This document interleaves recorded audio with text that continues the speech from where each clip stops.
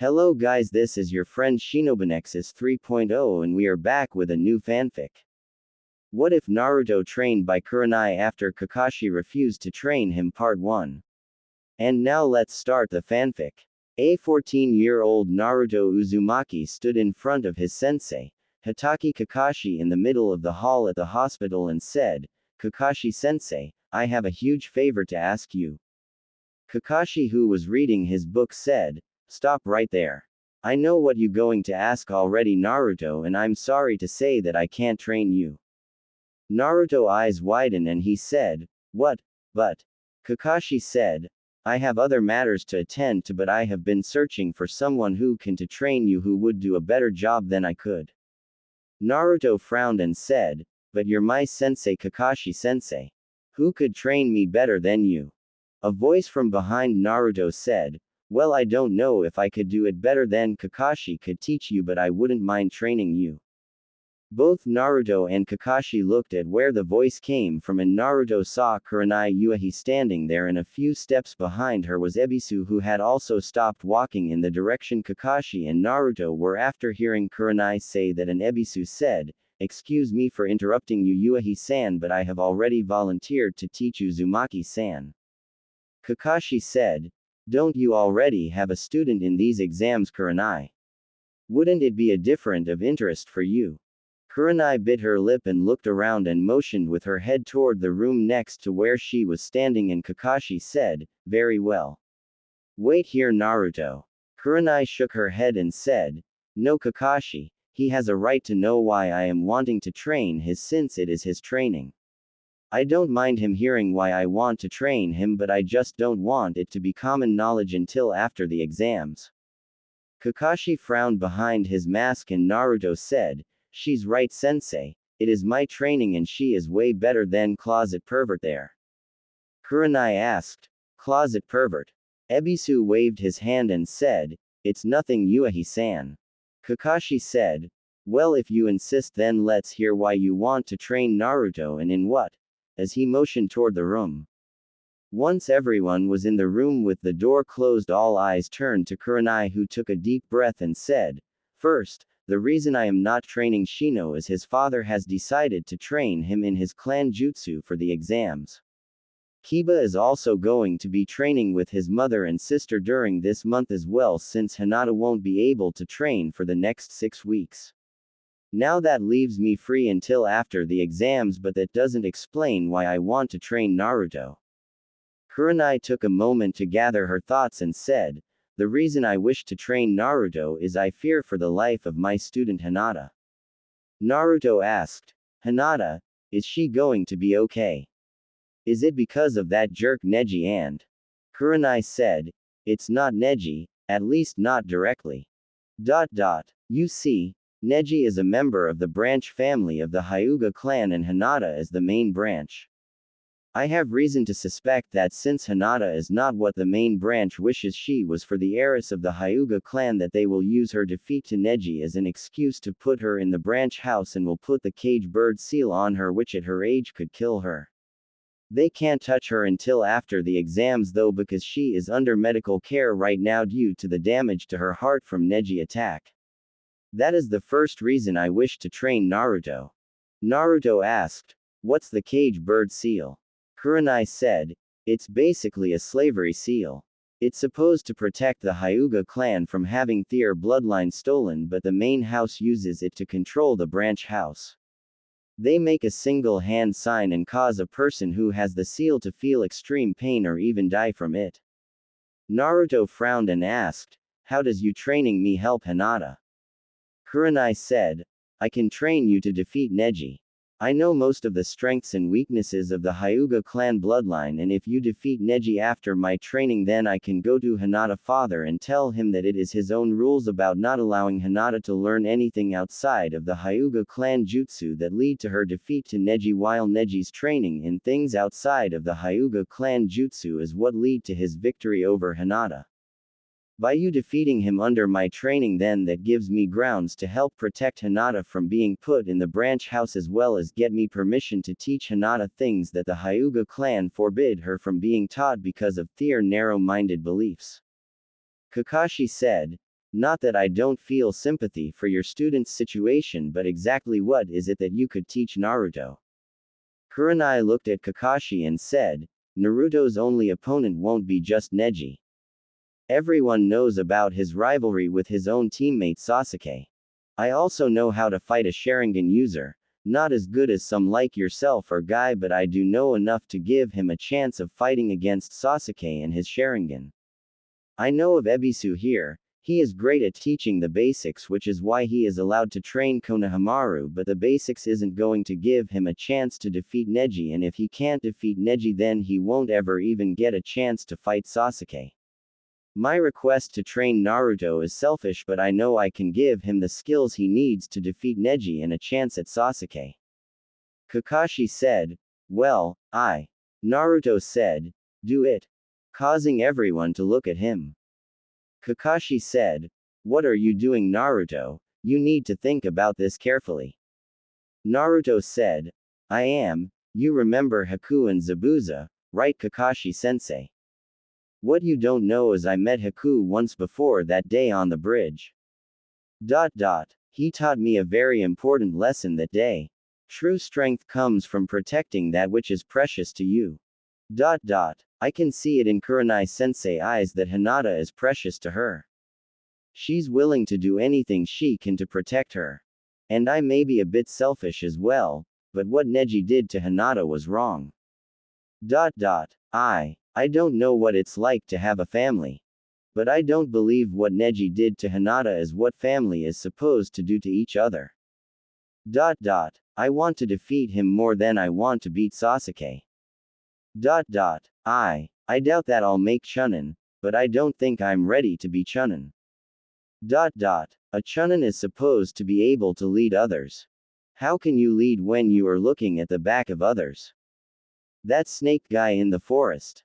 I wanted to make him pay for hurting Sasuke and Sakura. I killed 2 giant snake and used everything I had to fight him. He was able to beat me while holding me in the air with his tongue and a single punch to the stomach. I was knocked out for so long that when I woke up, Sakura hair had been cut. Team 10 was standing there along with Sasuke and Sakura, and Bushy Brows was on the ground and he looked knocked out while his teammates were in the trees around us. I don't know what happened while I was out, and I know I'm not the smartest, but even I know the only reason I am alive right now is because the others saved me. I owe Hinata the same thing. What kind of Hokage would I be if I wasn't willing to protect the people of Kohoa, no matter if they are my teammates or some weird girl who always passes out when she talks to me? I'll train under you, Kurenai-sensei, and I promise that I will defeat Neji to protect your precious person, and I don't go back on my word. That's my ninja way. Kurenai smiled and quickly moved forward, pulling Naruto into a hug with his face right between her as she said, thank you, Naruto. You don't know how much this means to me. Thank you. As she hugged him tightly while moving him back and forward. A thud caught her attention as she noticed Ebisu was blown back with a nosebleed and a perverted smile on his face, while Kakashi raised his book a little higher and closer to his nose and thought, lucky bastard, and said, well, in that case, I am sorry for bothering you, Ebisu, and good luck, Naruto, and I hope you are happy with your decision. See ya. As he shushined away. Kurenai blinked a moment and then looked at Naruto, who was frozen in place in the valley between her, let go of Naruto and stepped back and said, I'm sorry about that, Naruto. Naruto rubbed his head sheepishly with a blush on his face and said, no problem, Kurenai-sensei. Kurenai smiled gently and said, alright, Naruto. Do you have anything else you need to do before begin training? Naruto shook his head no, and Kurenai said, then sit down and tell me what skills you have so I know what you need trained on and what you don't. Naruto said, that makes sense. I know the Kujbunshin no Jutsu, Henge, replacement, cloak of invisibility, my no Jutsu, harem jutsu. I also know the tree climbing exercise Kakashi-sensei taught us in Wave Country. Kurenai, who had a gentle smile on her face as Naruto started to speak, slowly pursed her lips and said, is that it? Naruto rubbed the back of his head and said, "Yeah," with a sheepish grin. Kurenai said, "Did Kakashi teach you anything else or try to teach you anything else?" Naruto said, "Just teamwork." With a shrug. Kurenai frowned and said, "I see, well, we got our work cut out for us and only a month to get ready. Do you know where training ground 32 is?" Naruto blinked a moment and said, "Yeah, that's the one by the waterfall that flows into the Kuroku Lake. We had to get trash out of that stream." "Why?" Kurenai said, "Good, you know where I want you to go already. Meet me at the bottom of that waterfall in 1 hour and bring all your camping supplies and ninja equipment as well as all your cloths as well." Naruto frowned and said, "Why?" Kurenai said, "Because to keep your training a secret, you're not going to leave that area until your training is complete. I'm going to put you through hell during your training and force you past your breaking point in order for you to come out stronger than ever. Now go, you only got 56 minutes left to get ready." Naruto's eyes widened and he quickly left the room, and Kurenai growled a moment before she looked at the tag she pulled off of Naruto's jacket and shushined away. After going to his apartment and grabbing all his ninja equipment and his cloths, Naruto had shoved them in his backpack and heading toward Ikiruka ramen stand to get some ramen. Naruto made it to the location Kurenai had told him to meet her and looked around and said, I guess I beat her here." A voice from behind him said, "You guess wrong," startling Naruto as he jumped to his feet and turned and saw a shimmer in the air and saw Kurenai standing there with her arms crossed and said, "You're late." Naruto was wide-eyed and said, "That was cool, are you going to teach me that?" Kurenai said, "I don't know yet. What good is me teaching you something if you don't know how to defend against it? You must know yourself before you can know your enemy." Naruto looked confused and Kurenai said, "Is that all your cloths and ninja supplies?" Naruto nods and Kurenai said, "Let me see," as she held her hand out. Naruto hands her his bag and Kurenai opened it and looked at Naruto's supplies, and she grabbed his cloths and put them in one pile and then his weapons in another pile, with Naruto blushing when Kurenai giggled slightly as she pulled out his frog boxers, which she put in a separate pile. Kurenai said, "First lesson, stealth," as she flashed through a couple of hand signs and breathed a fireball into Naruto's cloths minus his boxers, causing Naruto's eyes to widen and he screamed, "No, my cloths. How could you?" as tears started to fall from his eyes. Kurenai pulled out a scroll and said, "Here is your new cloths." Naruto looked at the scroll and said, "What the hell am I supposed to do with that? Wrap it around me like bandages like you?" Kurenai got defensive and said, "My cloths are not bandages, and don't you know anything about sealing?" Naruto frowned and Kurenai sighed and said, "Look, this isn't going to do either of us any good if we fight, so listen, inside this scroll is a standard storage seal. I got you some new cloths that will not only make you look more professional but also some other supplies that will help. Just take this behind a tree and channel chakra into the seal and out will pop out your new supplies. Now go, you're wasting both our time." Naruto took the scroll and said, "No peeking, lady," as he walked behind a tree, and Kurenai blushed and thought, that was so wrong. A few minutes later Naruto came back wearing a pair of black pants that had built-in weapon pouches, a fishnet shirt with a gray shirt over it. Kurenai said, "Good. I see I was right about your old cloths being too big for you. Now remember I told you that you must know yourself before you know your enemy, right?" Naruto nods and Kurenai said, "When you fought Kiba I saw you use your Kage Bunshin. What do you know about the Kage Bunshin no Jutsu?" Naruto blinked and said, "The Kage Bunshin no Jutsu is a jutsu that is in the Forbidden Scroll. It makes solid clones that can only take one hit before dispelling." Kurenai said, "Is that it?" Naruto nods and Kurenai thought, "Lazy bastard," and said, "The Kage-bunshin no Jutsu divides the chakra of the user evenly between himself and each clone you make. That is part of the reason it is in the Forbidden Scroll. If a person uses it too much or stupidly, it could cost them to die of chakra exhaustion, causing Naruto to pale slightly and said, "But I use it all the time with no problem." Kurenai said, "That is mostly because of that. Now I said the chakra problem was only part of the reason it was a kinjutsu. The other reason is because whatever a Kage Bunshin learns is transferred back to you and any other Kage Bunshin you created when dispelled. That makes it a great jutsu for scouting." Naruto eyes widened and said, "Really? But..." Kurenai held up her hand and said, "Let me finish. Now, I can tell you didn't know this before, and that means that all this time you could have been making great strides in becoming a better ninja has been wasted because you didn't know yourself." Naruto frowned as he heard that and thought, "Did I really just waste all this time so far? Why didn't anyone tell me?" Kurenai, seeing the look on Naruto's face, said, "Assumption is the biggest mistake people can make, Naruto. I bet nobody told you about that before because they figured you'd read about it when you took the Forbidden Scroll." Naruto looked down and Kurenai said, "But we can work on correcting that mistake now, so watch." As she walked out onto the water near the waterfall and said, "This is also a chakra control exercise like the tree climbing exercise. Too much chakra and you will blow off, not enough and you will sink.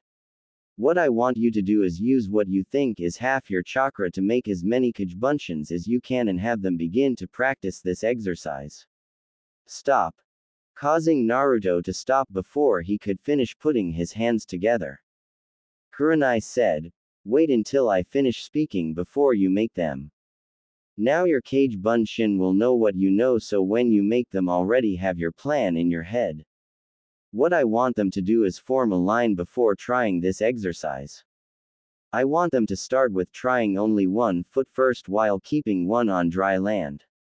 Once they can stand on the foot on the water without sinking, then the first clone to actually do it is to dispel, so the other clones will learn what he knew as well as you. Then they are to try with both feet. Again, when the first clone to stand on both feet without falling can do it, he is to dispel. After that, then I want them to practice walking across this stream. The first clone to walk across the stream and back again 10 times without falling is to dispel. After that, I want the Kage Bunshins to grab a leaf and try to do this." As she put a leaf on her left hand and start to channel chakra, causing the leaf to float. Naruto was wide-eyed and Kurenai said, "This is the leaf floating exercise. Too much chakra and the leaf will blow off, not enough and it won't move. When a clone can get it to float above your hand for 10 seconds, he is to dispel. Then the clones are to try and keep it there for 1 minute. After they can keep it there for a minute, that one is to dispel, and then the clones are to try the other hand, same rules for 10 seconds and then 1 minute. After that, both hands, 10 seconds, then a minute. After that, the clones are to try tree climbing with one leaf in one hand up and down the tree 10 times while floating the leaf. Then the other hand 10 times before floating the leaf, then both hands for 10 times. After that, same thing on water with one leaf on one hand for 10 times across and back, and then one leaf on the other hand 10 times across and back. After that, then I want any clones that are remaining to try to run up this waterfall using chakra one at a time until they're all gone. I don't expect you to get this done today, but I do expect you to have it done before the end of the week." Naruto nods and Kurenai said, "But the real you will be doing something else." Naruto said, "What will I be doing, Kurenai-sensei?" Kurenai walked behind a tree and came back out with a plastic bag and said, "In this bag is some rubber balls. I got them to help train Akamaru, but because of fear of him choking on them, Kiba would not let me use them. I am going to use them on you as target practice. I am going to throw these at you, but you are not allowed to move." Naruto's eyes widened and he started to say something when Kurenai said, "No arguing. You are not allowed to move because you are going to be using the replacement jutsu to move yourself. I have 100 balls and will be throwing them at my full strength. If one hits you, then you will first have to collect each of the balls and then do one sit-up and one push-up for however many balls are still in the bag before starting all over again with dodging. We will do this until you can dodge the entire bag of balls. Now create your cage shins, it's time to train. Naruto nods and put his hands together and said, Kage no Jutsu. Kurenai's eyes widen as nearly 200 cage shin appeared and thought, holy shit, how much chakra does he have?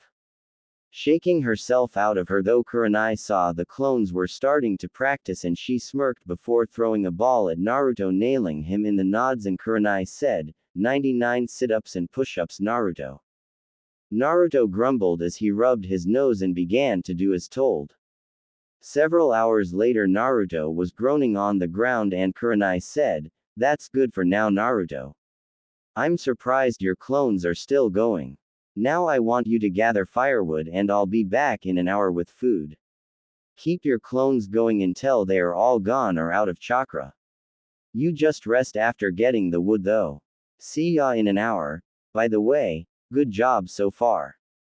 Naruto groaned and said, why is it always my nose? As he stood up slowly.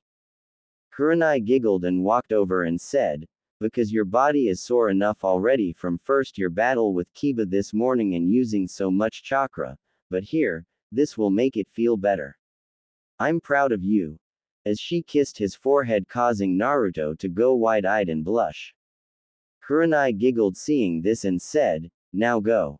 If you got time to blush, you got time to train. As she shushined away. Naruto stood standing there for several minutes until the memory of one of his clones returned to him and he shook his head and began to gather firewood. When Kurenai returned, she saw Naruto had started a fire already and was sitting by it, and she saw the Kage had dropped drastically in numbers since she had left and thought, they must be running out of chakra finally. Naruto, who was looking at the fire, asked in a soft voice, why did you kiss me? Kurenai, who was in thought judging Naruto clones, blinked and said, what was that? I didn't catch it. Naruto, still looking into the fire, asked, why did you kiss me? Kurenai said, just a friendly gesture as thanks and gratitude for all the hard work you have been doing today and for helping me to protect my student. Naruto said, oh. Softly. Kurenai turned her head slightly and said, is something wrong Naruto? Naruto said, I guess not. I just never been kissed before by someone. Kurenai said, that's not true. You kissed Sasuke, remember? Naruto got a mortified look on his face and said, thanks, I thought I had repressed that memory, beside, that was an accident, the kid behind me caused it by knocking me into Sasuke, so it doesn't count. Kurenai said, well, don't worry about it. That kiss I gave you was just a simple gesture of gratitude, nothing more. Naruto said, Sensei, what is this training we are doing for? I mean, what good is it going to do me against Neji? Kurenai unsealed 2 takeout plates from a scroll and said, I guess that's a fair question. Think back to Neji and Hinata's fight, tell me what you saw, not what was said but what you saw each of them was able to do. I'll explain what this will do after you answer that question. Naruto looked in thought and said, well, Neji and Hinata both got those weird veins around their eyes, they were doing a lot of dodging and I think they were using chakra in their hands. Kurenai said, we will need to work on your observation skills sometime. But you are somewhat right, if only barely. Those veins around their eyes showed that they were sending chakra to their eyes to activate their bloodline. When they activate their bloodline, they can see nearly everything around them and can see longer distances and can also see through things including the human body, so they can see the chakra inside a person's body. Hyugas are very flexible, which is why both were doing so much dodging, because they could attack their targets from several different angles. They were also using chakra in their hands to seal off each other's chakra by blocking their enemy's chakra flow with their own chakra. Naruto said, but what does that have to do with anything? Kurenai said, Neji is very fast and flexible. He also has excellent control over his bloodline, and being on an assault team under Guy, I know his taijutsu is higher than your average Hyuga. I doubt he used his full strength in that battle and will most likely have several tricks up his sleeves for the finals. Neji also has experience on his side, having been a ninja longer than you or Hinata. Do you agree with me? Naruto thought hard for a minute and said, yeah, I guess so. Kurenai said, if you were to fight Neji right now, what would you do?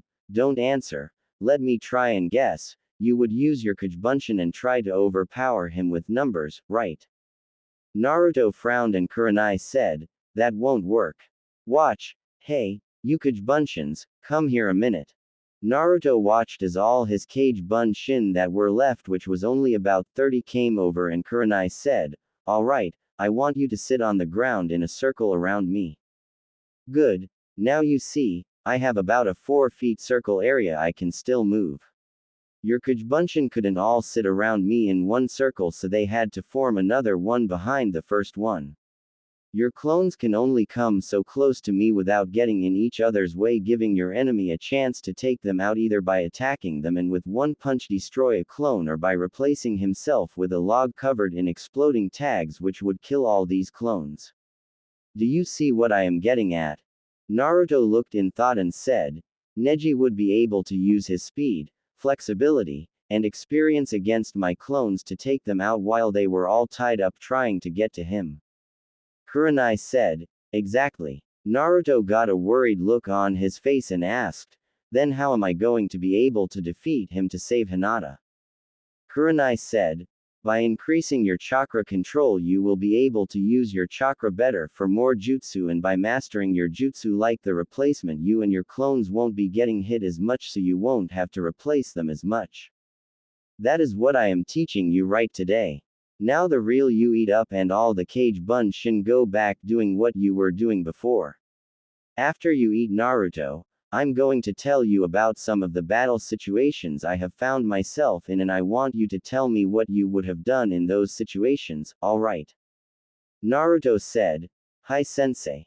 As he took the plate from her and began to eat while the Kujubunshin went back to training. After Naruto finished eating, he said, sensei, I think there is something wrong with my chakra. Kurenai asked, what do you mean? Naruto said, well, one of my Kujubunshin decided to get ahead of the others and tried to do the tree climbing with the leaf floating while the others are trying to get water walking with both leaves, and well, it was like I never even done the tree climbing exercise before, even though I learned to get up the tree in wave. Kurenai frowned and looked in thought and said, Naruto, how often do you practice the tree climbing exercise since you first learned it? Naruto frowned and said, none. Why? Kurenai said, Naruto, for normal ninja, chakra control exercises should be done a couple of times a week. You though don't fall in that category. Naruto bit his lip and asked, do you hate me for Kyuubi? As he looked away nervously. Kurenai smiled gently and said, no Naruto. I saw the Kyuubi when it attacked and I can tell the difference between you and him. You are nothing like the fox. Naruto smiled a small smile and said, thanks Kurenai sensei. Kurenai said, your control could have just slipped from not practicing it enough to compensate for your reserves growing. You really should have at least 50 Kujubunshin every day, practice some form of chakra control for you to keep it in good shape. Did you finish the water walking exercise I told you clones to do? Naruto thought a moment and screamed, hey, sensei wanted us to do them in a CERTIAN order, no cheating, get back to work you bastards. The next morning Naruto woke up to a bucket of water being poured on his head, causing him to sputter and scream, what the hell sensei? Kurenai said, I have tried to wake you up for the last 10 minutes. Breakfast is ready. Naruto grumbled quietly to himself and grabbed the plate that Kurenai was offering and began to eat and said with his mouth full, what are we doing today? Kurenai frowned and said, first, don't talk with your mouth full, it's disgusting. Second, tell me what your clones got done yesterday. Naruto thought a moment and made sure his mouth was empty and said, they got the regular water walking down and got the leaf floating exercise down with both hands, but they tried to do the leaf floating with water walking or tree climbing and they didn't get more than a couple of feet before all dispelled or ran out of chakra. Kurenai said, then same as yesterday, create your cage bun shins and have them practice on chakra control while you practice dodging my throws, but today instead of me standing in one spot throwing them at you I will be attacking from different locations.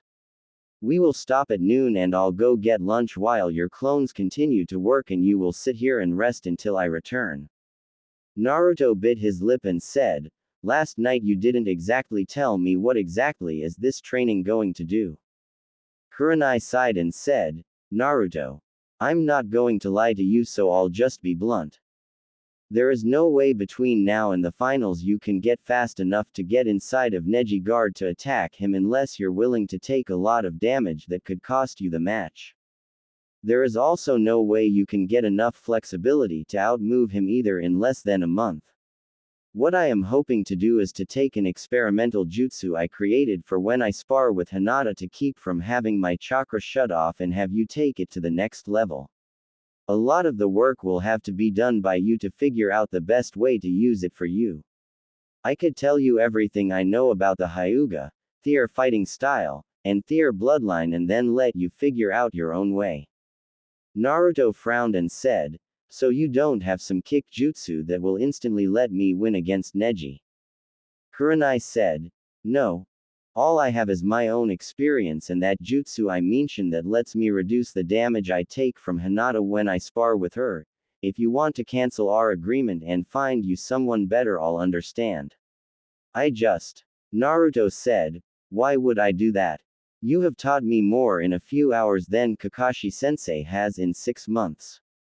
It would be cool if you had a one-hit code jutsu that would let me instantly win, but I learned a lot of things on that mission to Wave. Things are not what you always believe they are. An enemy today could be an ally tomorrow. Teamwork can overpower a stronger enemy. The most dangerous weapon a ninja has is their mind. Emos come in all sizes, and Senbon needles hurt like a bitch. Kurenai laughed at the last one and said, sounds like that mission was very interesting. Naruto smiled softly and said, yeah, hey, sensei. I got a question. Kurenai said, I hope I can answer it for you. What is it? Naruto said, well, Iruka-sensei was always yelling at me about my no jutsu. Kurenai pursed her lips and said, I can understand why. That henge is degrading to women. Naruto frowned and said, but it's not a henge. Kurenai blinked and said, what do you mean? Naruto said, well, I got an idea in the middle of battle with Zabuza. He had Kakashi-sensei trapped in this water prison jutsu and he was standing on top of a lake and had some water clones attacking us while he held the jutsu. I got the idea that if I could get close to him then I could free Kakashi-sensei, but since I couldn't walk on water like he could, I got the idea of flying over the water, so I created a couple of cage bun shins to help distract everyone and I used my no jutsu, but instead of imagining myself as a woman I imagined myself as a demon windmill shuriken and had my cage bun shin toss me to Sasuke, who actually threw me at Zabuza, who jumped over me, and once I passed him I released the jutsu and threw a kunai at his back, forcing him to defend himself and freed Kakashi-sensei. A henge isn't real, so how is it that Sasuke was able to throw me as a shuriken? Kurenai blinked and said, that, show me, turn yourself into a shuriken like you claim you did. Naruto put his hands together and was covered in smoke, and when it cleared a demon windmill shuriken floated in the air a moment before falling to the ground with a thud. Kurenai's eyes widened and she bit her lip and put her hands together and said, release, before she walked over and picked up the shuriken. Tapping it a moment, she ran her finger along the edge and winced a moment as she cut her finger. Naruto released the jutsu and said, are you alright, sensei? I'm sorry, I didn't mean to cut you. In a worried tone. Kurenai said, that was amazing, Naruto. You said that is basically your no jutsu. Naruto nods and Kurenai said, I wonder if it could be a bloodline. Naruto said, no, I taught it to Konohamaru to help him knock out that closet pervert Ebisu. Kurenai frowned and said, well, don't teach it to anyone else. That jutsu with the GHT, hey Naruto. I just got a crazy idea. Create your Kage Bunshin and have them start training in chakra control and then use that jutsu to change into someone you met not from Konoha and not a ninja. You and I are going to see Hinata. Naruto said, why can't I go like I am? Kurenai said, 3 reasons. The first is your training is supposed to be secret. The second reason is to see how long you can hold that jutsu, and the final reason is to see if anyone can tell it's not real or figure out how to dispel it as we walk through town. Naruto asked, but why do I need to see Hinata? I mean, shouldn't I be training also?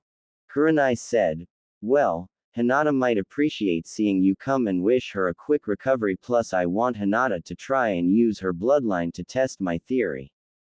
Naruto shrugs and put his hands together, and when it cleared there stood Tazuna, who said, call me Tazuna. I'm the bridge builder who was the client for Team 7 to wave. Kurenai nods and both began to head to town. 20 minutes later, as they approached the hospital, Sakura came out of the hospital looking down, but when she saw Kurenai and Tazuna she said, hello Tazuna, what are you doing here? I thought you would be in wave with Tsunami and Inari. Tazuna said, Tsunami been jumping all over me about drinking so much at my age, and I promised her that I would come get a checkup from a doctor here in Konoha while I came to thank the Hokage for the great work that you and your team did protecting me and saving my country. So where is the other 2, Sakura? Sakura said, I don't know. The nurse told me that Kakashi-sensei checked Sasuke out and I haven't seen Naruto yet. Tazuna said, well, if you see them, tell them I said hello. This lovely lady here was kind enough to show me around so I can return home quicker. Shall we go, Kurenai-san? Kurenai, who was watching the exchange, said, yes, let's go, Tazuna-san. It was good seeing you again, Sakura. Sakura said, you also, Kurenai-sensei. Hey, by the way, how is Hinata doing? Kurenai said, she was resting when I checked on her last night. I was going to check on her while Tazuna took care of his business. Well, I'm sorry to chat and run, but I must be going. Good day, Sakura. Sakura said, same to you, sensei. As she turned and left. Once she was gone, Kurenai said, I must say you could make a very good infiltration expert, Naruto. What's wrong? As she saw Tazuna had a scowl on his face. Tazuna said, Kakashi-sensei, he abandoned me so he could train Sasuke privately. Kurenai bit her lip and said, that is only partially true. I'm not allowed to say, it's an S-rank secret, but I can tell you that Kakashi doesn't like what he had to do, but orders are orders. Tazuna pursed his lips and said, I see. It doesn't seem right though. Kurenai said, I know, but it had to be done considering the actual situation I'm not allowed to speak about. Anyways, we're here. As she knocked before slowly opening the door and saw Hinata asleep and blinked as there was another person in the room and said, Hiyashi-sama, I'm not disturbing, am I? Hiyashi Hyuga looked up at Kurenai and said, no. I was just leaving. As he stood up and began to leave. As he got to the door he saw Tazuna and said, who are you and what are you doing here? As he activated his bloodline. Tazuna said, I'm Tazuna, I'm just being shown around to the hospital to get a checkup so my daughter will get off my back about drinking, and this lady here was kind enough to show me here and said she would show me where to go to get my test as soon as she checked on her student who was here. I don't mean to intrude on anyone's privacy. I'll just be on my way. Thank you again for your help, miss. I'll just ask a nurse or someone to show me where to go to get a checkup. Goodbye. As he turned and started to leave. Hiyashi said, stop right there, Uzumaki. Tazuna froze in place while Kurenai was cursing in her head, and Hiyashi turned to Kurenai and said, what is the meaning of this, deception Yuahi? Kurenai started to say something when Tazuna said, Can we speak somewhere more private, sir, and I can explain? Hiyashi nods and motioned toward the room next to Hinata and Tazuna, and Kurenai walked in and Tazuna was covered in smoke, revealing the real Naruto, who said, "Who are you exactly?" Kurenai said, "This is Hiyashi Hyuga-sama Naruto. He's Hinata father and the head of the Hyuga clan." Naruto face scrunched up as he looked at Hiyashi and said, "I see. I don't like you." Kurenai eyes widened and hissed, "Naruto, show Hiyashi-sama some respect." Naruto looked at her confused and said, "Why?" Kurenai said, "Because he's." Naruto said, "I know, the head of the Hyuga clan, Hinata father, and he's also one of the council members. I recognize him from one of the times I was brought into the council chambers after one of my pranks, but I don't see why he should be respected." Hiyashi said, "I should be respected because." Naruto said, "I'm not talking to you. I'm talking to her." Interrupting Hiyashi. Kurenai was shocked hearing Naruto say what he was saying to Hiyashi face, and Hiyashi said, "If you do not stop this insolence, I will." Naruto said, "What? Put the cage bird seal on me like you do the branch house. Call me a failure, a weakling, attack me. Take a number. What makes you different than the people in the branch house? I heard the cage bird seal is supposed to be used to protect your clan's bloodline, then why doesn't everyone in your clan have it? Why only the branch house? Why have the seal design where it can be used to torture or kill the person who has it? What makes them different than you?" Hiyashi said, "I don't have to answer to you." Naruto said, "And I don't have to answer to you. You know I'm right. There is no difference between you and the branch house. You just want to cause pain and suffering while forcing someone to suck up to you and kiss your to think. You're probably going to put it on your own daughter. Funny. Konoha hates Itachi Uchiha for killing his own family, but you're doing the same thing, bastard." Kurenai said, "That's enough, Naruto. Forgive him, Hyuga-sama, he's." Hiyashi said, "Right." Causing Kurenai eyes to widen and Naruto to blink. Hiyashi sighed and said, "I hate how things are in my clan, but there is nothing I can do." Naruto said, "I thought you were the clan head. If you don't like it, change it." As if it was the simplest thing in the world. Hiyashi said, "I am the clan head, but I am also only one man against my clan elders, and I have to do what is best for my clan." Naruto frowned and started to walk toward the door, but when his hand reached the handle and said, "If you can't change your entire clan by yourself, then change things for one person. That one person could then help you shoulder some of the load to help another. All it takes is teamwork and the desire to protect that which is precious to you. If you really care about your daughter and your family, then prove it." Kurenai sensei, since he saw through my jutsu, I should get back to training.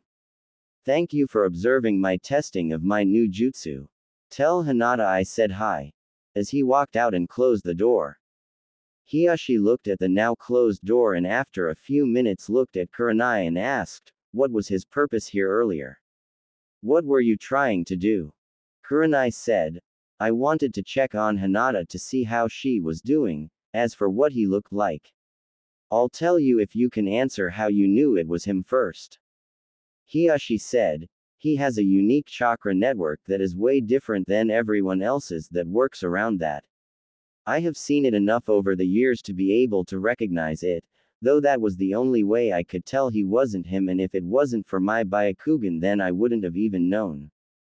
Kurenai nods and looked in thought and said, it was a test to find out the true extent of a jutsu that he created that we all seem to have misjudged. You know his famous no jutsu. Hiyashi frowned and said, I am aware of that henge, why? Kurenai said, it appears that it is not just a henge but an actual shapeshift. Hiyashi eyes widened slightly and said, really, are you sure?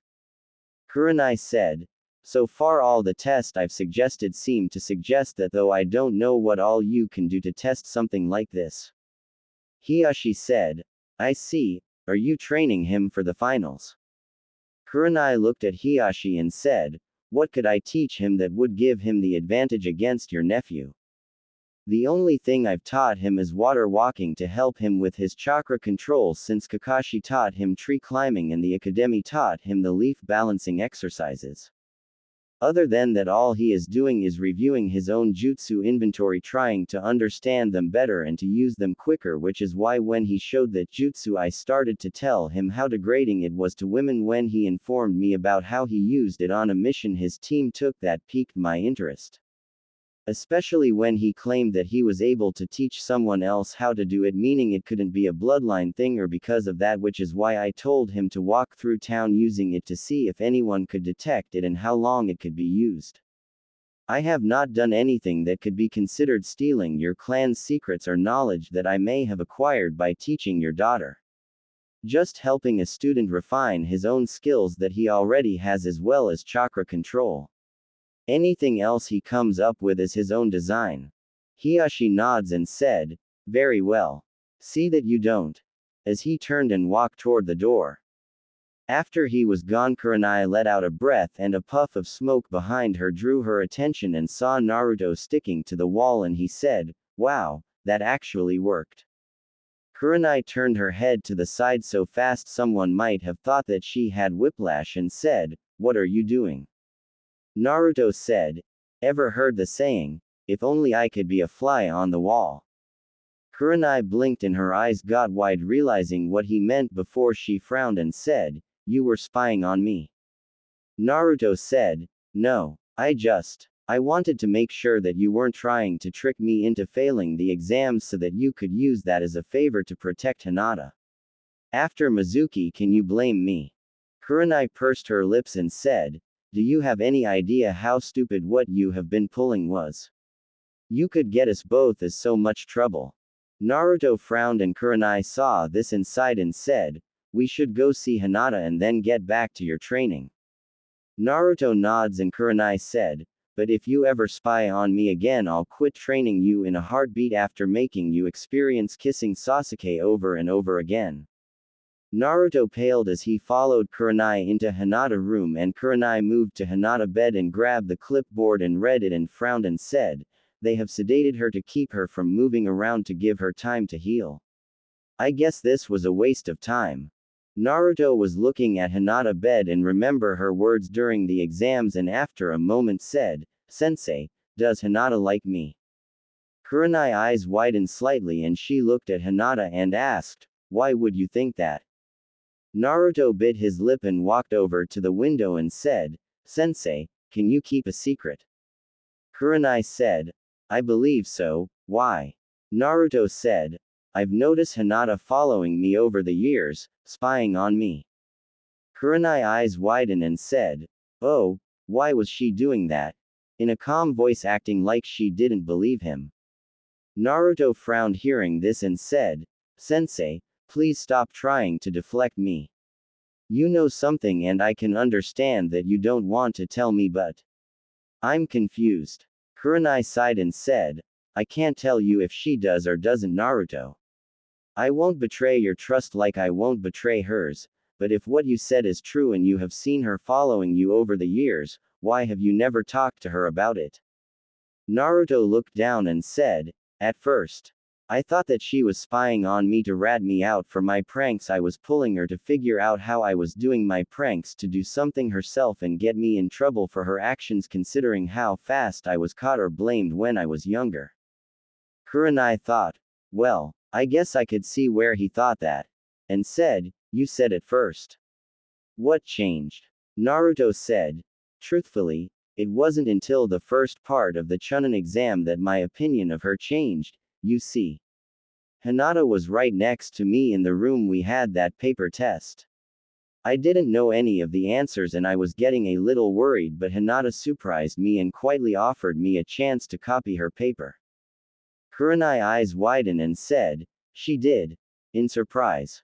Naruto nods and said, "She shocked me, but I told her no thanks, that I would pass on my own. God, I wanted to slap myself after I said that." Kurenai said, "Well, you did get by it on your own." Naruto said, "With a blank paper." Kurenai blinked and asked, "What?" Naruto turned to her and said, "I passed with a blank paper." I didn't even write my name on the test paper. I bluffed my way through the test, even going so far as to stand up and scream at that Ibiki guy telling him I would be Hokage even if I had to stay a genin forever. Kurenai shook her head and said, I can't believe you did that. Naruto bit his lip and said, the rest of the test after Hinata offered to let me cheat I tried to figure out what she was up to. Was she trying to get me caught to eliminate me? Was she actually trying to help me? I just couldn't figure out what to think. And then when she was fighting Neji, when she was talking, she was quoting me, saying the words I said, like they were her source of strength. I don't know what to think anymore, sensei. I'm scared. Kurenai, who was watching Naruto, and asked him, why are you scared? Naruto looked down and said, because I don't know if her feelings for me are real or if they are just because she sees me as some kind of support. And I'm worried if she finds out about that if she did like me she would turn around and either hate me, or worse, fear me. Kurenai said, I think you're not putting enough faith in Hinata. She will be able to see the difference between you and that.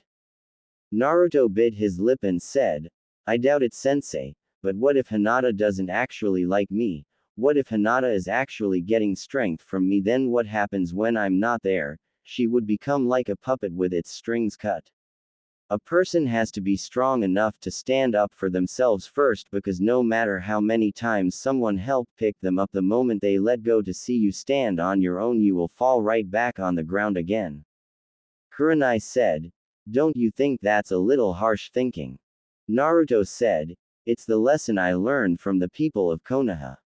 If I didn't pick myself back up every time I got knocked down, I wouldn't be here today. I would have quit long before I ever took my genin exam the first time, much less the third. Kurenai bit her lip and said, you didn't tell me why you told me what you did. Naruto said, because I can tell your care for Hinata.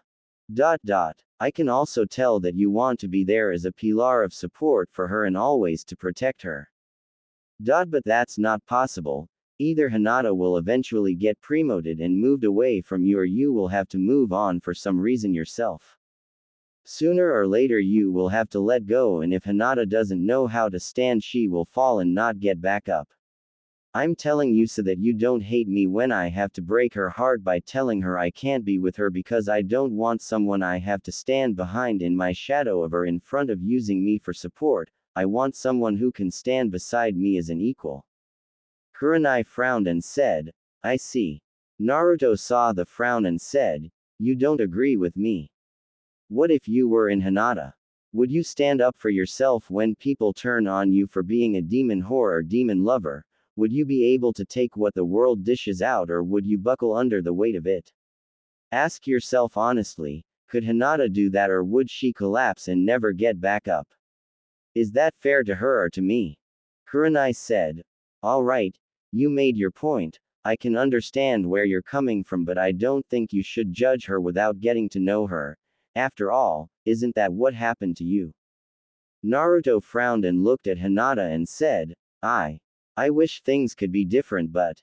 Kurenai said, you don't have to explain it to me. I'm not the one who has to live with your decisions. Naruto said, maybe I should go. I'll go work on my chakra control until you show back up. Kurenai said, no, let your clones do that. You need to work on your body conditioning a little bit. Get in the water in the stream below the waterfall and start practicing your punches and kicks and jumps against the water. It's called resistance training, and it works on toning muscles as well as increasing strength and power without sacrificing flexibility. If your Kage Bunshin are able to complete all the chakra exercises, then switch the leaf for a small stone and repeat the process, going with getting more and more heavier things. I also want you to create 100 Kage Bunshin and have them try and hit you with the rubber ball one at a time. I want you to replace yourself with a Kage Bunshin that doesn't have a ball so that it takes the hit. When you are resting from resistance training, I've got something I've got to look into for the next few days, so your training will be your own until I can meet you. I want when we meet again for you to show me your improvement in using replacement as well as your chakra control and physical training. I also want you to come up with at least 5 complete battle strategies that can be used in battle against each person still in the exams with the current knowledge and skills you have. You're not going to be handed a victory on a silver platter, you're going to have to earn it. Naruto nods and said, "Is there anything else, Kurenai-sensei?" Kurenai thought a moment and then took a look at Hinata and said, "Know yourself, Naruto. I want you to explore every possibility you can with all the jutsu you know." Naruto nods and Kurenai watched him leave and sighed to herself. Naruto after leaving the hospital frowned and thought, "Maybe you're right, sensei, but I just don't want to be hurt by those who are supposed to love me. It scares me. Could my parents have been like Haku's dad? Could they have hated me for the Kyuubi and abandoned me? That's why I don't ask Gigi who they are now that I know about Kyuubi." Getting to the waterfall, Naruto began to take off his shirt and pants, not wanting to get them wet, when he heard a noise behind him and turned around and blinked and said, "What are you doing here?" Hiashi Hyuga came walking out of the woods and said, "I had thought over your words after you left and I had used my Byakugan to see where you were after I left Kurenai. I was surprised to hear the maturity of your words that you spoke to her about in my daughter's room. While not as educated as some of your peers, you are very good at reading people and have a high level of empathy for others. For that reason I want to tell you about why Neji did what he did to Hinata during the preliminaries and see if you can come up with the solution to a problem that has eluded me for years. Do you have time to listen to my story?" Naruto looked at Hiashi and after a moment nods his head slowly. Hiashi, seeing the nod, said, "It starts back when I was born. You see, Neji's father was my twin brother. Since I was born first, I was placed in the main house while my brother was placed in the branch house. The firstborn child of the main branch is always placed in the main house while any others become the branch house." Naruto said, "So the only difference between the two houses is which is born first? That's stupid." Hiashi said, "I will not go into why that is the way we do things. I will skip until right after the Kyuubi was sealed in you. Konoha had been weakened by the Kyuubi attack on our village. So much so that the Sandaime was afraid that other villages would take our weakened state as a chance to attack and destroy us. It was because of this decision that he revealed the secret of the Kyuubi being sealed in you to the general public, as well as making his decree that no one was to speak about your burden." Naruto's eyes widened and said, "Why would he do that?" Hiashi said, "Jinchuriki, that is what those who are like you called." Naruto said, "There are others like me, with demons sealed in them." Hiashi blinked and said, "I was under the impression that you already knew this." Naruto frowned and said, "Well, I didn't learn about it until what happened with Mizuki. I figure since you're on the council you know all about that event." Hiashi nods and Naruto said, "Well, after that Iruka-sensei and Gigi made sure I realized I wasn't the Kyuubi, and Gigi told me about his law and that he wanted me to have a normal childhood as best as he could.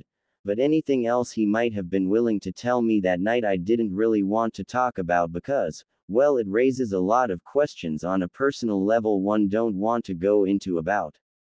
Hiashi thought a moment and said, "Your parents?"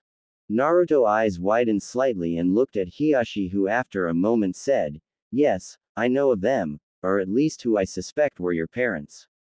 If my guess is accurate, then I can tell you that your father died the day you were born fighting Kyuubi, and I believe your mother passed away giving birth to you, though I can't be for sure, but I believe that my opinion would be correct."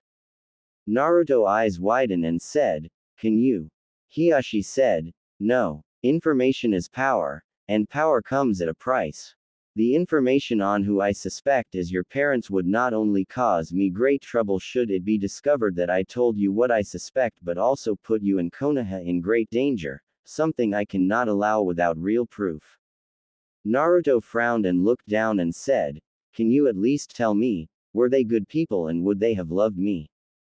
Hiashi thought a moment and said, "Yes to both." Naruto smiled and said, Then that is all I need to know. For that I will do my best to help you with your problem. So what is your story? Hiyashi thought as he saw a small change in Naruto. Was it really that simple of an answer to make him happy? I suppose with the hardship of life, knowing that you are loved, even by the dead when you did not know before, would give you strength. Perhaps that is where I have gone wrong all these years as a father. As he said, very well. About 3 months after the Kyuubi attack, Kumo decided that since Konoha was damaged as badly as we were, as well as the fact winter came early causing our resources to reach their limit, that it would be a good time to attack Konoha, and war started. Naruto was listening, said, "So my sacrifice was for nothing then?" Hiyashi said, "No, your sacrifice saved Konoha, because without the delay you gave us, then Konoha would have been destroyed and more villages would have attacked us besides Kumo." Naruto sighed and said, "Then I guess I can accept that." Hiyashi said, "I will skip until Hinata's 3rd birthday." Kumo had declared they wished to end the war and sent several ninja as well as one of their top Junin to come sign the peace treaty. It was a day of great joy in the village, but the Hyuga clan did not go because, as I said, it was Hinata's 3rd birthday. That night a masked individual broke into our clan compound and kidnapped Hinata. As he was making his escape with her, I discovered him and killed him to rescue my daughter. The masked kidnapper was the Kumo Junin who signed the peace treaty. Naruto's eyes had widened as he heard this, and Hiyashi said, "Kumo said that Konoha did not want peace and only wanted a chance to kill one of their top ninja and wanted the head of the man who killed their Junin, me." Naruto asked, "But what does this have to do with anything?" Hiyashi said, "My brother, he was killed in my place since he was my identical twin. He was Neji's father." Naruto thought a moment and said, "So Neji blames Hinata for his father's death because his dad took your place, that is why he did what he did in the exams." Hiyashi nods and Naruto said, "Neji a idiot." Hiyashi's eyes widened and said, "How dare you say that?" Naruto interrupted him and said, "Blames an innocent 3-year-old girl who could not defend herself against a Junin-level enemy ninja.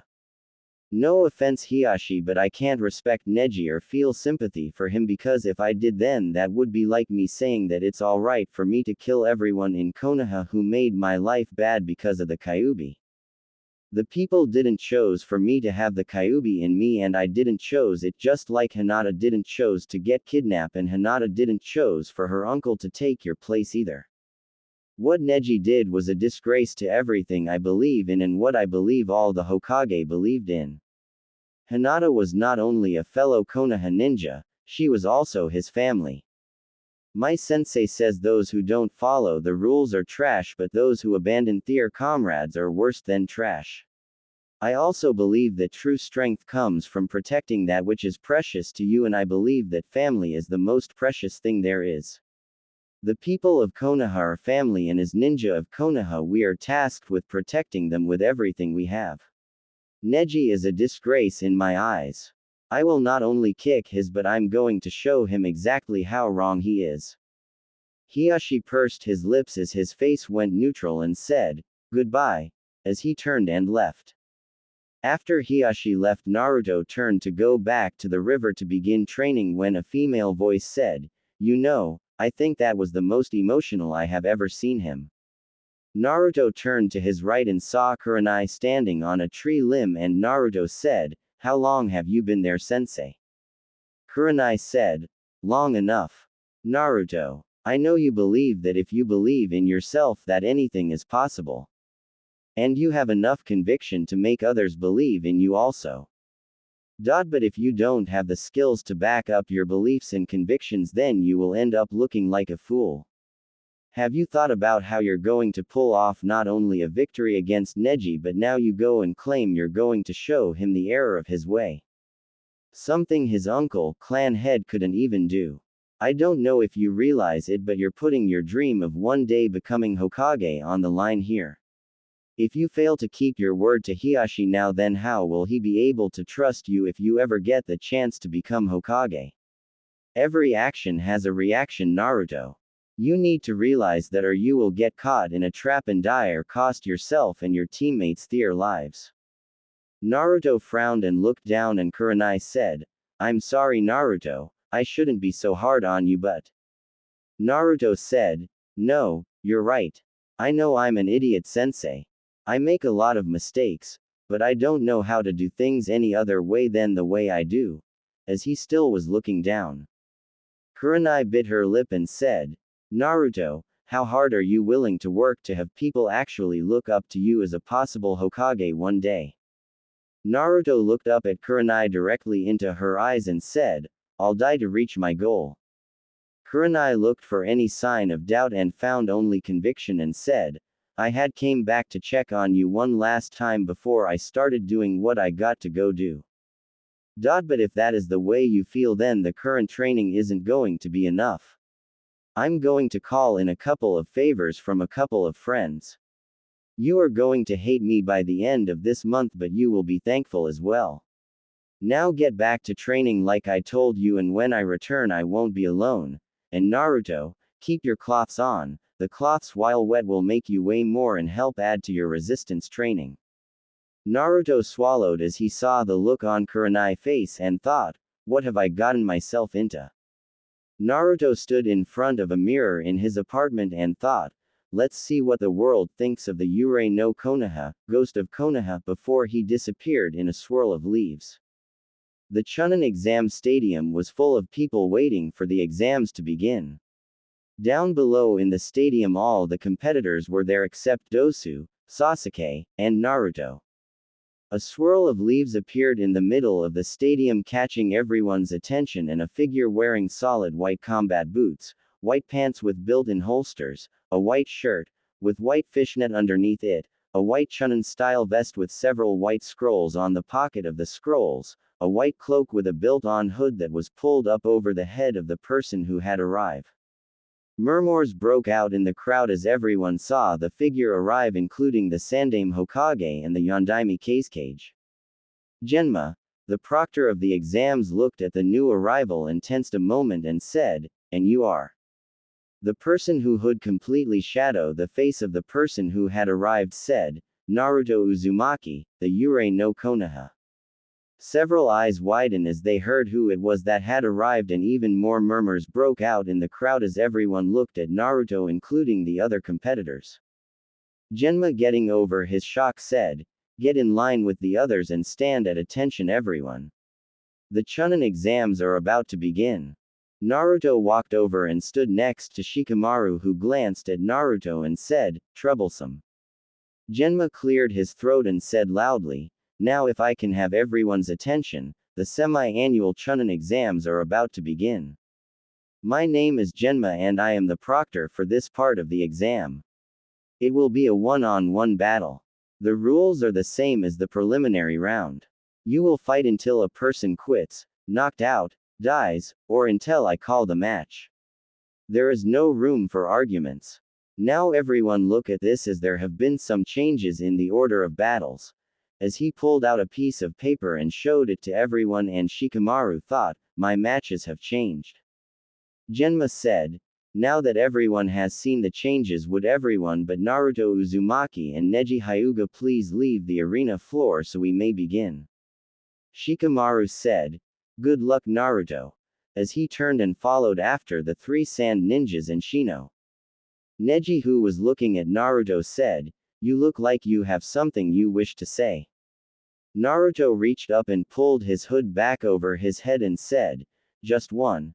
As he pulled out a book and held it up to his face and said, if you want any chance to defeat me then you need to come at me with the intent to kill because you will not be able to defeat me otherwise. Neji scoffed and said, Proctor, start this match so this loser can learn that no one can defy fate and a loser like him will always be a loser. Genma said, the first match of the Chunin exams is between Naruto Uzumaki and Neji Hyuga, ready, begin. Neji activated his bloodline and said, prepare to lose. Naruto who was still reading his book said, you say something. Up in the stands Sakura slapped her forehead and thought, Naruto copying Kakashi sensei.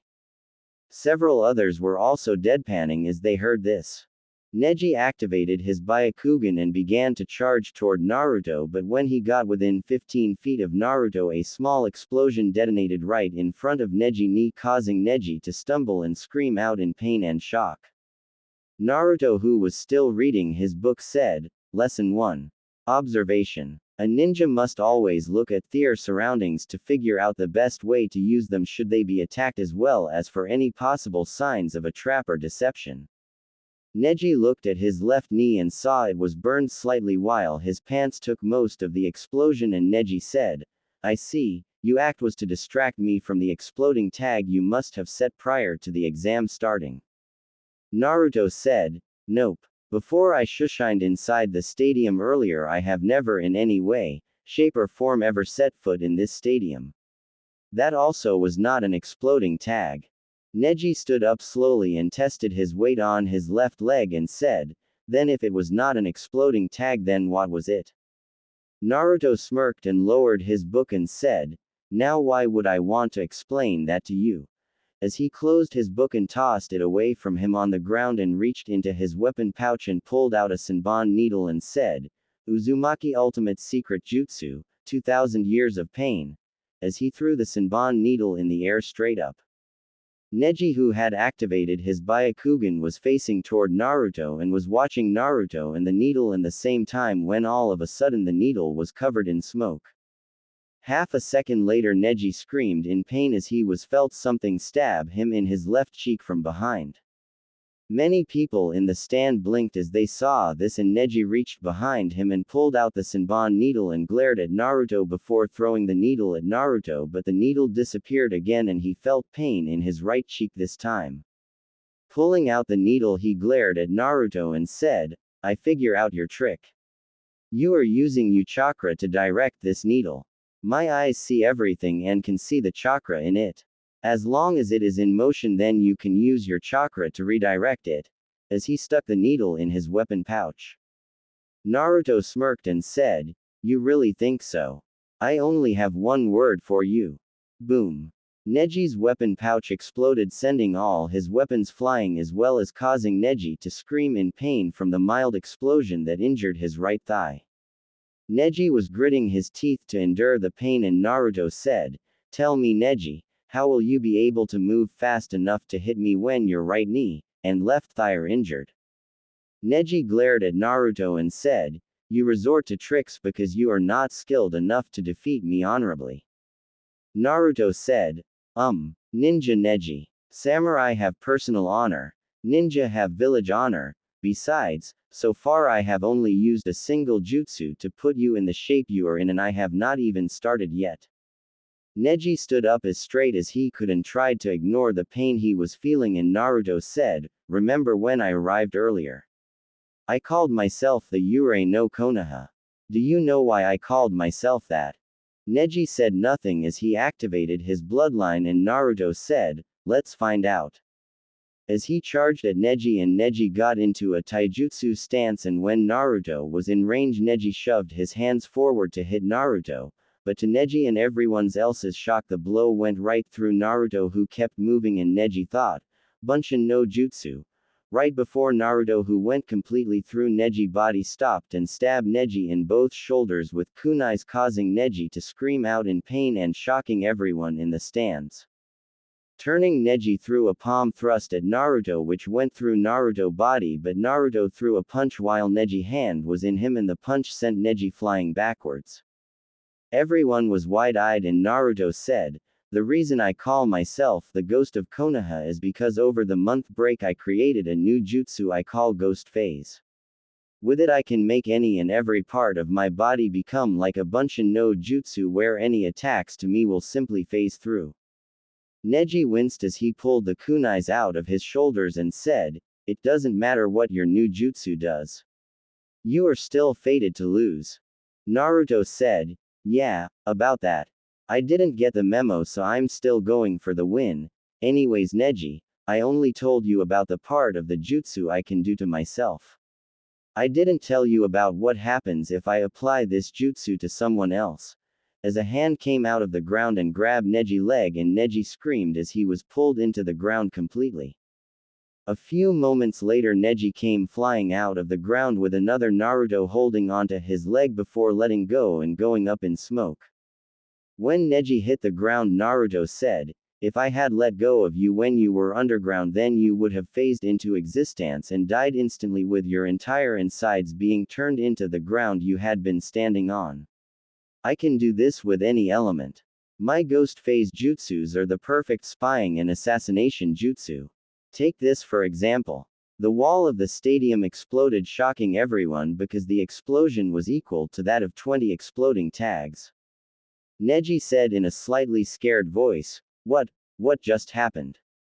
Naruto smirked as said, "That cage bunshin I created that pulled you under used my ghost phase jutsu to go inside the walls of the stadium and planted several exploding tags. He also placed them in the trees. Just then the 3 trees exploded, destroying the tress, and after the dust settled, Naruto said, You see, Neji. You can't touch me. I could just as easily put an exploding tag inside you as I did those trees or walls." Neji got a scared look on his face, and Naruto said, "You told Hinata during the match you had with her during the preliminary round that a loser will always be a loser. You sprouted of shit about fate, claiming that no matter how hard anyone fights against their fate, they will never be able to change their fate. I bet you believed that you are fated to win this match, right?"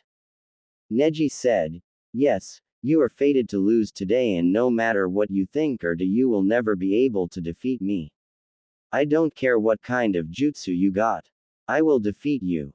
Naruto shook his head and said, "I thought so. That is a way of thinking that will cost you and others their lives. You think that because you are considered a prodigy in your clan or rookie of the year or kunoichi of the year, or even if you are an elite junin, that you cannot be defeated.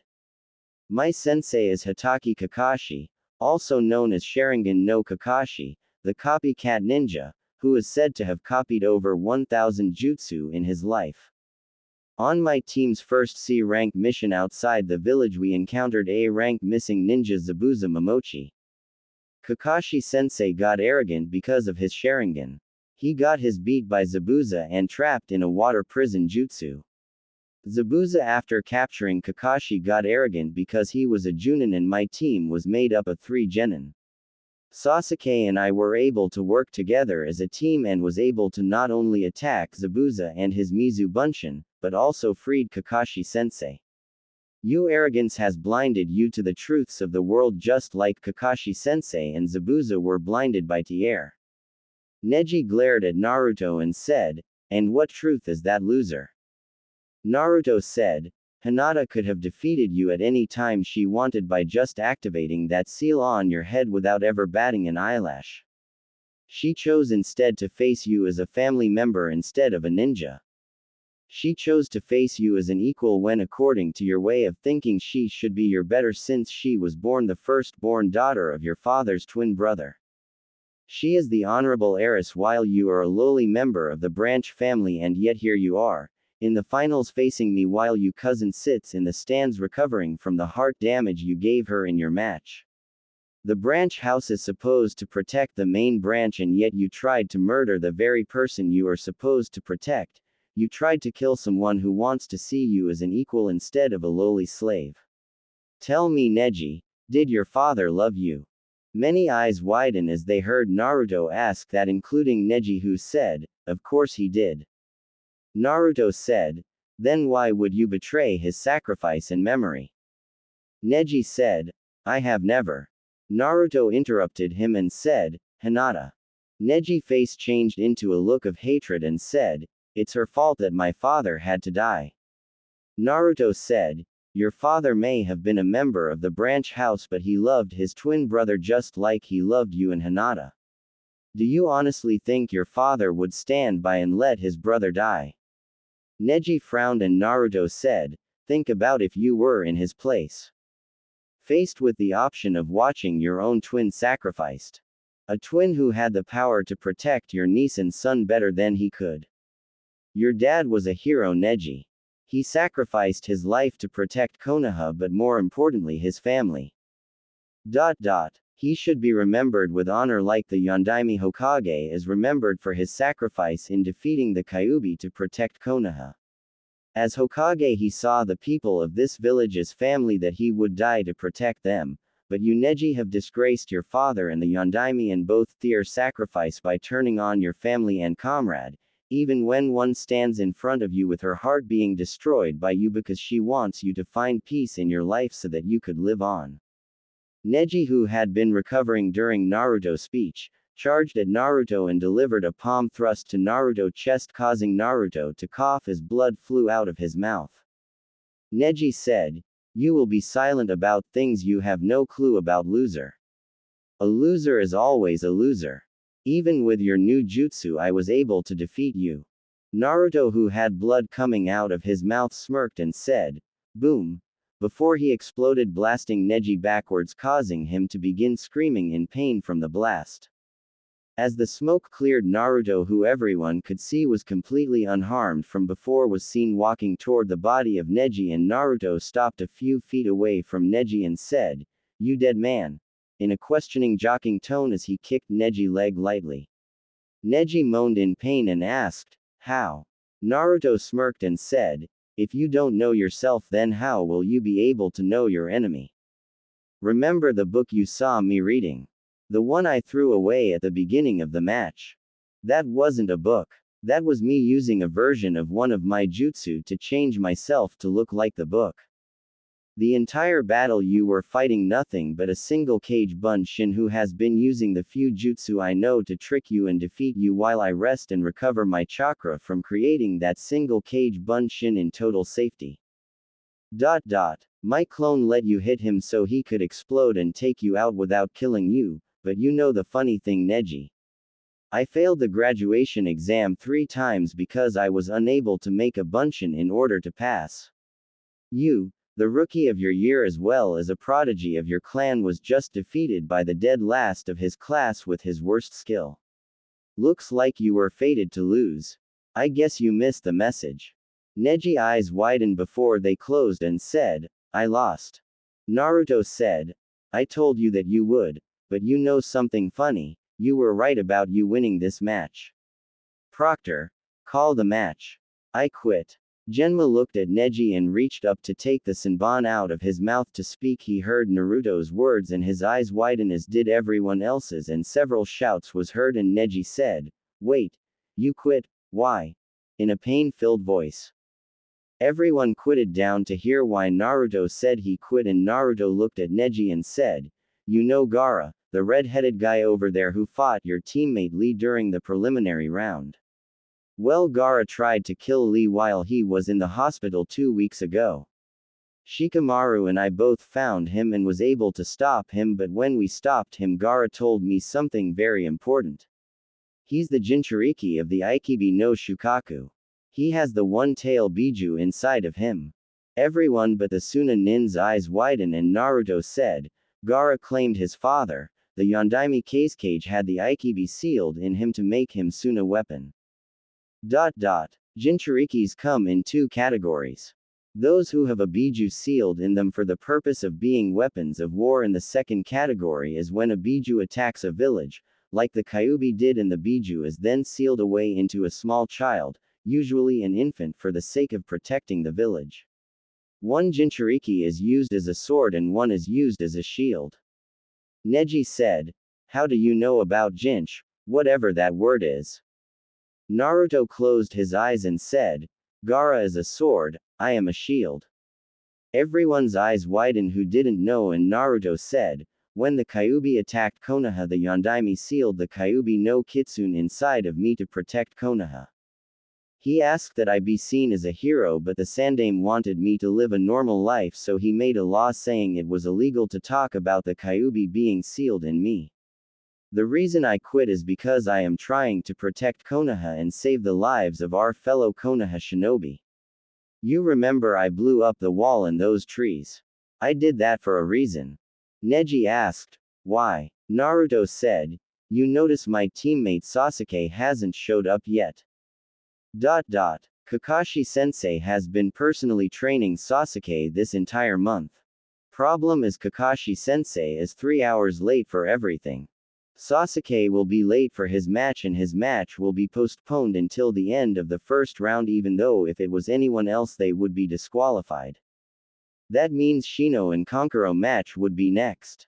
By destroying the trees like I did and causing them to fall I made it where Kankuro, who is a puppet user, doesn't have any place to really hide so he will have to work faster to attack Shino which will cause him to make a mistake while the debris from the wall and trees will give Shino room to hide his clan partners who are bugs. No disrespect to the Aburame family but I don't know really anything about insects besides the general term they are referred as.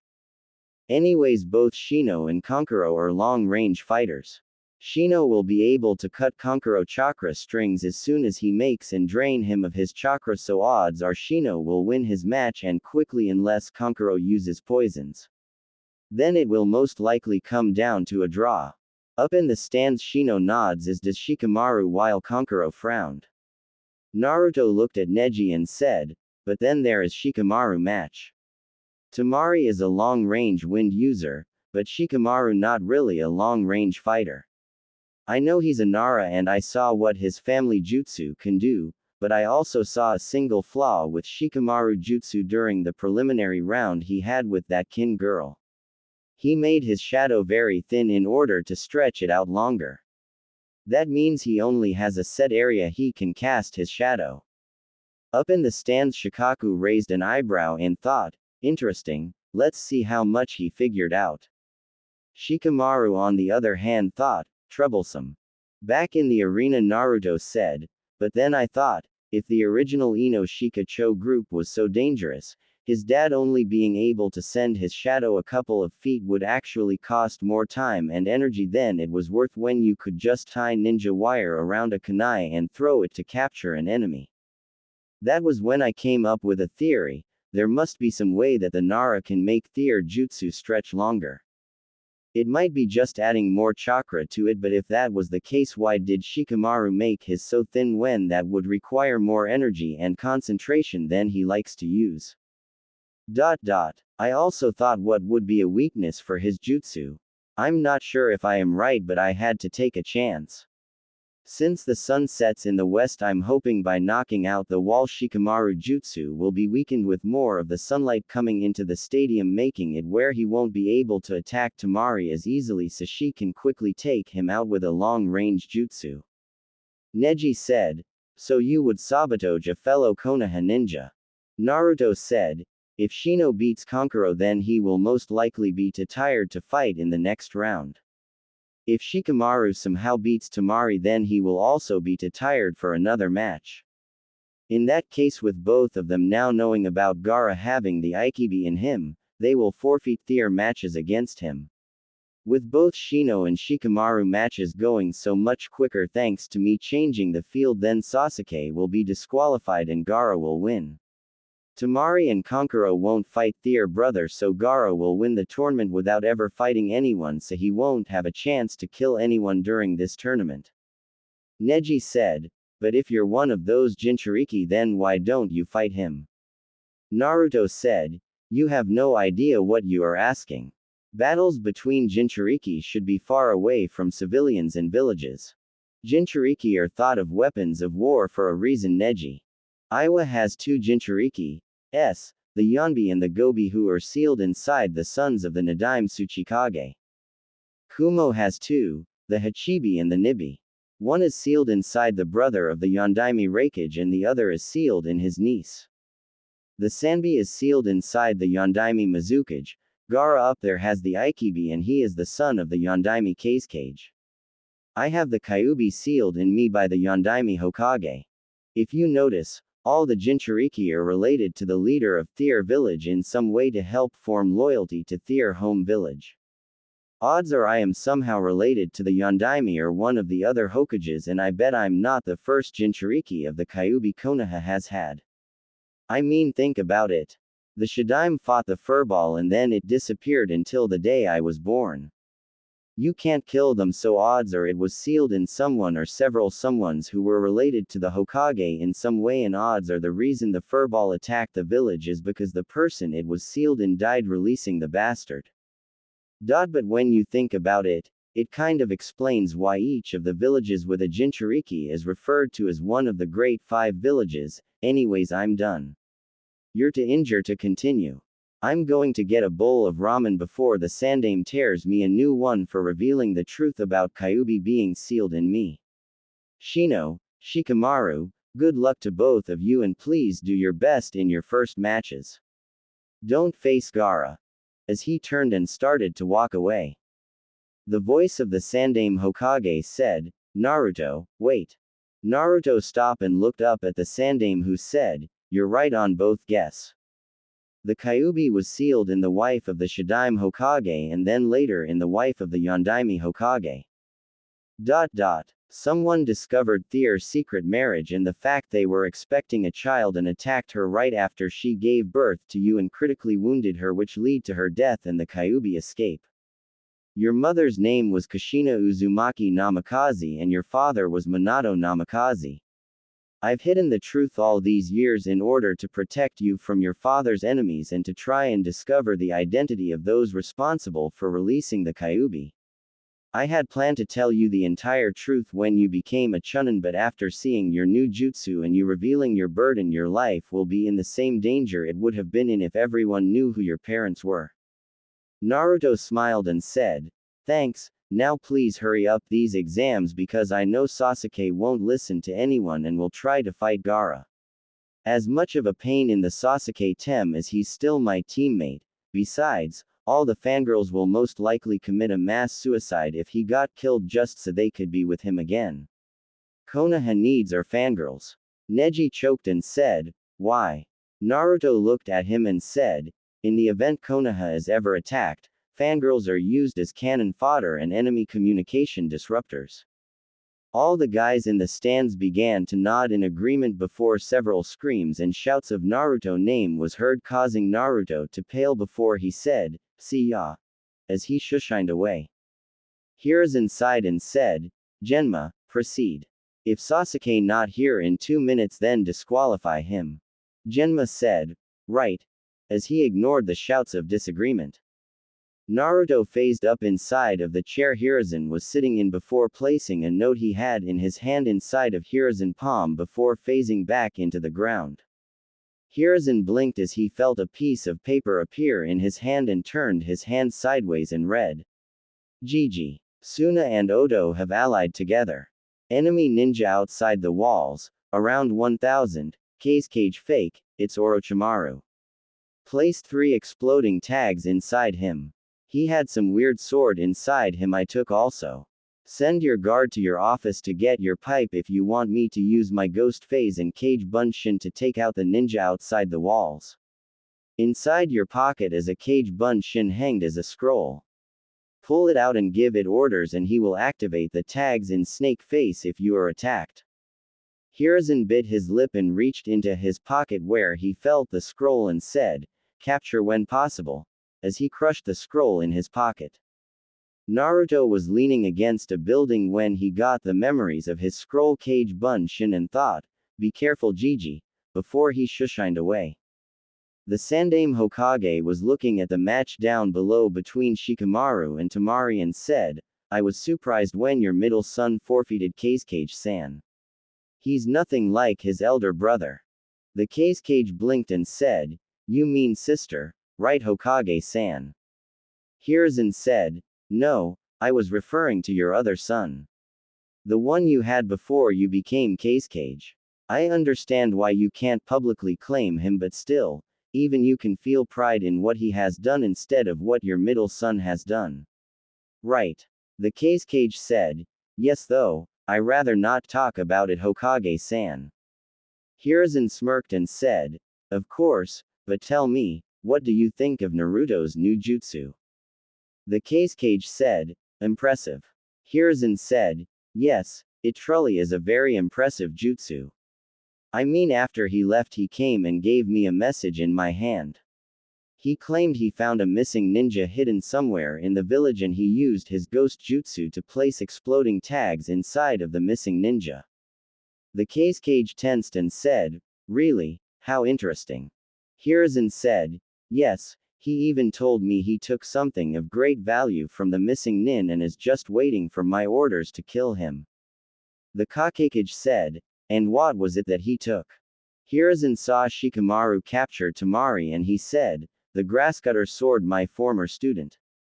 The Kakashi tensed and said, what do you mean? The next moment there was an explosion outside of the village walls and both the Kakashi and Hokage tensed and Hiruzen smirked and said, it appears that Naruto is taking care of your army Orochimaru. The Kakashi doesn't have a third son.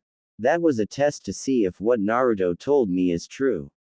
Now if I was you I would retreat before the exploding tags he placed inside of you goes off.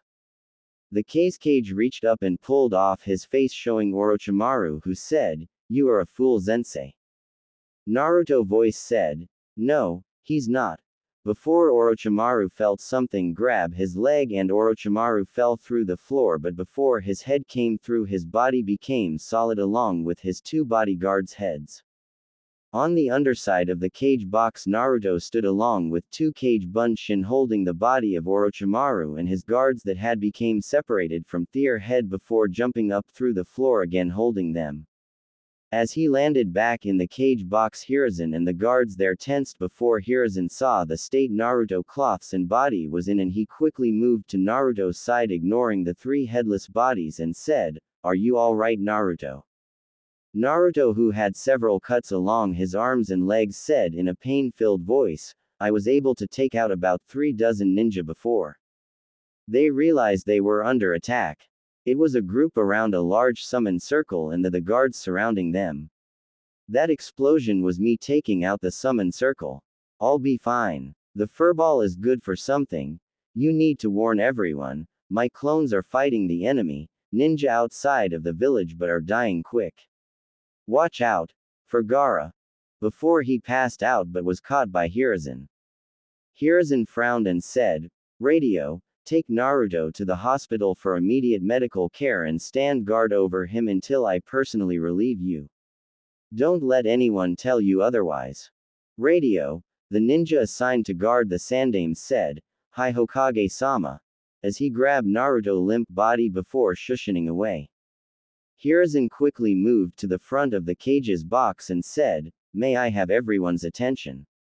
Tamari and Shikamaru both stopped fighting and everyone looked up at the cage's box and Hiruzen said, we have just received word that Suna is about to be attacked by the Hidden Sound Village.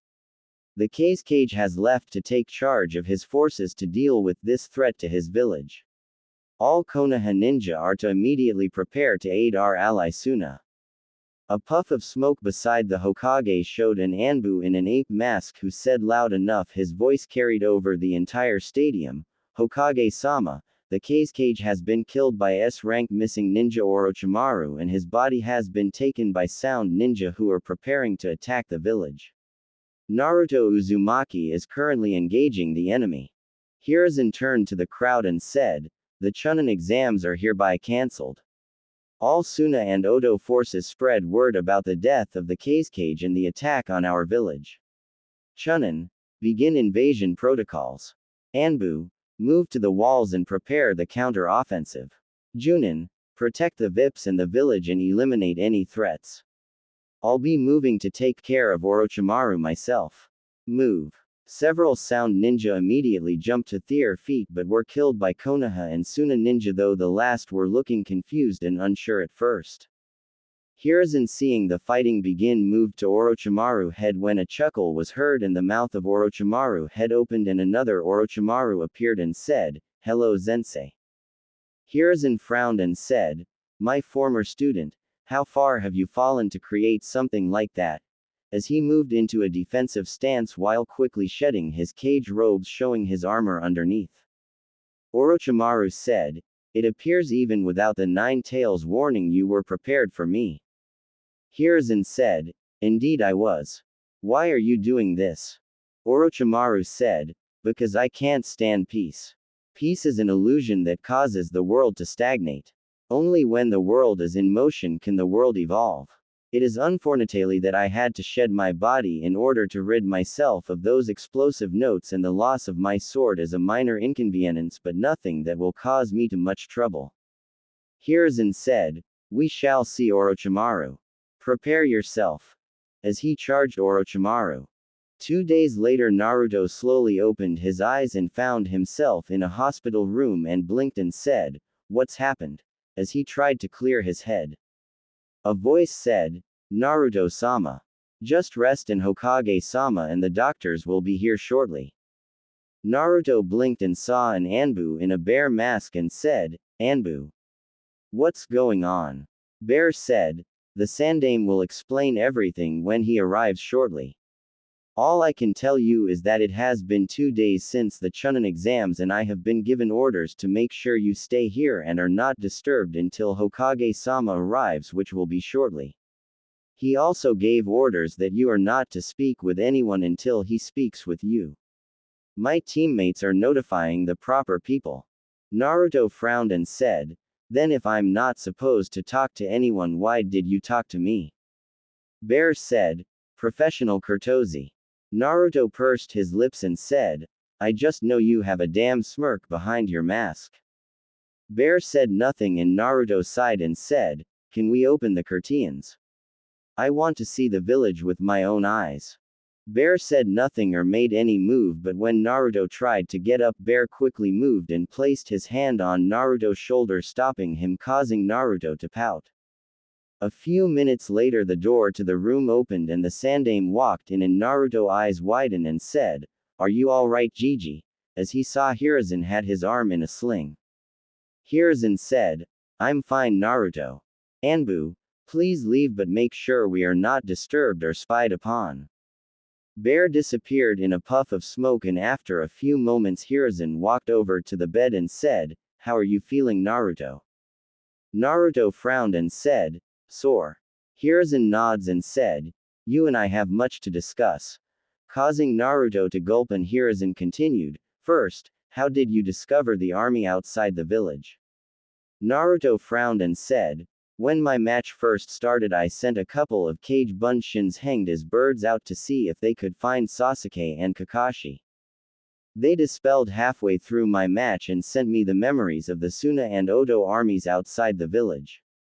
Since I realized Suna was going to attack us and remember what Gaara said about himself, I had to warn everyone about how dangerous he was, so that's why I decided to quit and explain things. I was hoping the Suna nins would be scared of me and possibly retreat or call off their attacks, since I saw how Gaara's siblings acted around him and heard from Gaara himself about how things in his village was." Hiruzen said, "I see, that explains several other questions I had. How did you discover Orochimaru?" Naruto looked sheepish and said, "I accidentally came up inside him thinking it was your spot like I did when I gave you that message." Hiruzen nods and said, "I guess the only question I have now is about your new ghost jutsu." Naruto frowned and asked, "What about them?" Hiruzen said, "I want to know if they are as good as you originally claimed. Why did you get so injured and drained when you appeared before passing out?" Naruto bit his lip and said, "When I was in the Forest of Death before the preliminary round, my team met Orochimaru and he placed a seal over the Kyuubi seal." Hiruzen's eyes widened and glanced at Naruto's stomach in worry, and Naruto said, "It's a 5-star seal. Since I passed out when I first got it, I didn't remember it until I was training with Kurenai sensei and Anko sensei. I was having some problems with my chakra control and Anko told me that it was because of that seal after we discovered it. Since she was his apprentice once, she knew how to remove it and took it off of me, but since I had spent 15 days of almost pure chakra control training, when it came off, my control went through the roof." Hiruzen let out a breath he was hearing until he heard Naruto continue, "I wanted to prove I could win without the Kyuubi. I had asked Anko to come by and replace the 5-star seal before the final exams. You should be able to figure the rest out." Hiruzen was quite a moment and said, "Yes. You passed out from using all your chakra, and without the Kyuubi you couldn't replace it as fast as you normally could." Naruto nods and Hiruzen said, "Well, that explains the passing out part, but it doesn't explain how you got so hurt or how your ghost jutsu actually work." Naruto sighed and said, "Deception is a ninja greatest tool. Remember how I said the entire time Neji was fighting a Kage Bunshin? My Kage Bunshin are made of just chakra. No element. Right, wrong. Hiruzen blinked and said, "What do you mean that's wrong?" Naruto said, "Kurenai sensei explained the difference between knowing a jutsu and mastering a jutsu. I found out through a lot of trial and error that a Kage Bunshin is actually made up of air." Hiruzen blinked and said, "I don't seem to follow what you mean. Wind chakra is used to make." Naruto shook his head and said, "I didn't say wind chakra. I am talking about the air itself. The stuff we are breathing right now. That everyone breathes. I guess you could say wind chakra is actually a sub-element to air. When you make a Kage Bunshin, the air that is in the spot it is created is pulled in and trapped in the body, while whatever extra chakra that's left over is dispersed back into the air, which is what the smoke is from." Hiruzen nods and said, I think I see where you are going with this. So if a Kage Bunshin is actually a clone made of air, how is that related to your ghost jutsu? Naruto said, "I was originally trying to figure out a way to make my Kage Bunshin last longer, and after an argument with Anko sensei about Kage Bunshin not being made of an element, which is why it couldn't take any damage like others could. Once I learned that air is actually an element and Kage Bunshin was a jutsu made from it, I started to try and figure out how to manipulate the element inside the clone to my advantage, which is how I learned my clones can control the density of the air inside it, making it thicker or thinner. Making it thicker turns it into an exploding shadow clone, but making it thinner," Hiruzen said, "makes it a ghost clone." Naruto said, "Mostly. It took a lot of trial and error, and you should have seen the look on Anko's face the first time I successfully had her punch phase through my clone before he punched her in the face, but there are weakness that comes with the ghost clones." Hiruzen said, "What exactly?" Naruto said, "My ghost clones can last longer than the Kage Bunshin, but if my Kage Bunshin use the phase ability for too long, they will become too weak to be stable and pop. So far my Kage Bunshin can only go ghost for 5 minutes before they pop. Every time someone attacks them, the actual movement from the item going through them causes the air inside to speed up and can cause that part of a clone's body to become solid after the hit, so there is a couple of second window where if someone hits a spot and hits it again, they could dispel my ghost clones like a Kage Bunshin, which is why when my Kage Bunshin realize someone has figured this out, they use that added speed of air from the punch to help turn itself into an exploding clone." Hiruzen said, "Impressive. I notice your vocabulary is larger now." Naruto looked sheepish and said, "Kurenai sensei made me read a lot of books and she questioned me about them. I had to read a dictionary once every day with a Kage Bunshin." Hiruzen nods and said, "Well, you explained the weakness of your ghost clones, but what about the real you? How did you get so hurt, or is it that only your Kage Bunshin that can use your ghost jutsu?" Naruto said, "Not exactly. My Kage Bunshin can use it for offense and defense like it did against Neji, but the real me can use the ghost jutsu for defense but not offense." Hiruzen said, "Explain." Naruto looked in thought and said, "I learned when I make a henge I was never doing it right. I was coating my entire body with chakra and trying to make my body real, which in essence I was. I can change everything in my body but my chakra network. That makes it where I can turn my body into a Kage Bunshin like they can, but if someone was able to attack my chakra network, then the part that is hit would become solid until I rephased it. I learned that when I am phased out I can move my chakra network. Bend it, shape it, change it. I can even regrow it, which is how I know that if I become solid in the ground I can lose a limb or die." Hiruzen's eyes widened and looked at Naruto's body, and Naruto said, "I lost my feet a couple of times, but I think it's something I got from the fox. I can convert chakra into a physical body, though it takes a lot out of me and it hurts badly." Hiruzen said, "So you're able to reform lost limbs?" Trying to hide his worry. Naruto said, "Yeah, that's why I retreated and came to tell you.